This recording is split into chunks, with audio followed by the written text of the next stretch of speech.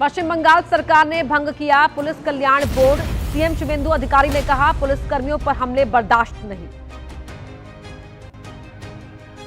बंगाल सरकार में बदलाव के बाद बीरभूम में टीएमसी नेताओं ने लौटाया बीजेपी कार्यकर्ताओं से वसूला जुर्माना। हिंसा से विस्थापित लोगों की वापसी के लिए वसूले थे पैसे।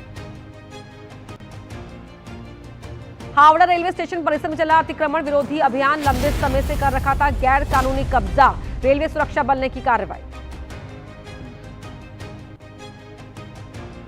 हरियाणा में कांग्रेस नेता रणदीप सुरजेवाला ने प्रेस कॉन्फ्रेंस में दिखाई प्रतिबंधित दवाइयां। कहा, हमने ऑनलाइन मंगवाई, एआई पर तैयार हो रही डॉक्टर की प्रिस्क्रिप्शन।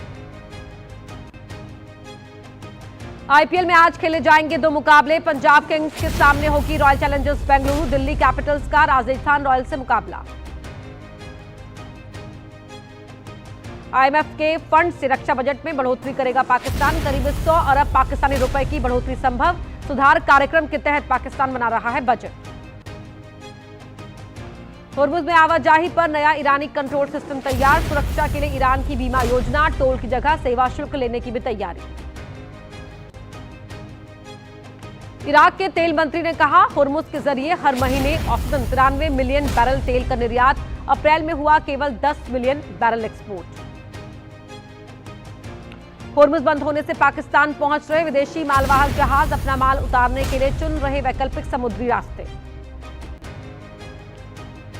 चीन से लौटे ट्रंप को ईरान के मामले में नहीं मिली कोई कामयाबी। फिर ईरान को दी चेतावनी। कहा, डील नहीं हुई तो ईरान को करना पड़ेगा बहुत बुरे दौर का सामना।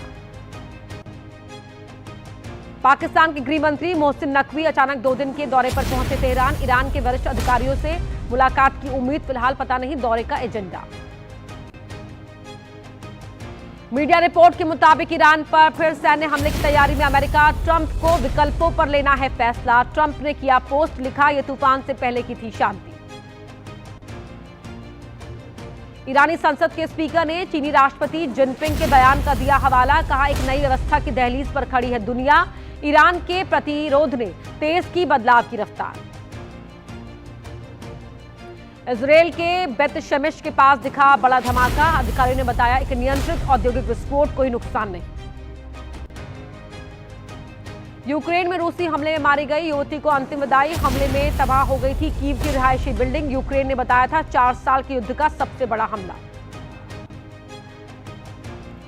रूस के गैस स्टेशन पर फ्यूल ट्रक में धमाका। 6 लोग घायल, एक की हालत गंभीर। ईंधन उतारने के दौरान हुआ था विस्फोट। इटली में कार ड्राइवर ने पैदल चल रहे लोगों को टक्कर मारी। 8 घायल, 4 की हालत गंभीर। मोडेना इलाके की घटना। थाईलैंड में बस से टकराई ट्रेन। कम से कम 8 लोगों की मौत, 20 से ज्यादा लोग घायल। बैंकॉक के सेंट्रल एरिया में हुआ हादसा। उत्तरी अमेरिका का सबसे बड़ा कंप्यूटर रेल सिस्टम बंद। कर्मचारियों की हड़ताल का दिखा असर। 3 दशकों में पहली बार हड़ताल। सैलरी और हेल्थ केयर प्रीमियम की मांग। मध्य प्रदेश के रतलाम में आलोट रेलवे स्टेशन के पास नई दिल्ली त्रिवेंद्रम राजधानी ट्रेन में लगी आग। ट्रेन के 2 कोच में आग से हड़कंप, यात्रियों में दहशत। पटना के फतुहा में वट सावित्री पूजा के दौरान वट वृक्ष में लगी भीषण आग। महिलाओं में अफरा तफरी। दिए से पेड़ में लगी थी आग। नोएडा सेक्टर 63 में कपड़े की फैक्ट्री में लगी भीषण आग। पास की 2 कंपनियों की बिल्डिंग तक पहुंची लपटें। आग बुझाने के लिए गाजियाबाद से बुलानी पड़ी फायर ब्रिगेड की गाड़ियां। राजस्थान के झालावाड़ में नशे का अड्डा बना ढाबे पर प्रशासन की कार्रवाई। हाईवे पर बने ढाबे पर चलाया बुलडोजर। अवैध रूप से बनाया गया था ढाबा। 14 कुकी ग्रामीणों के अपहरण का दावा। विरोध में मणिपुर के चूरा चांदपुर में 48 घंटे का बंद। दुकानें रही बंद। सड़कों पर दिखा सन्नाटा।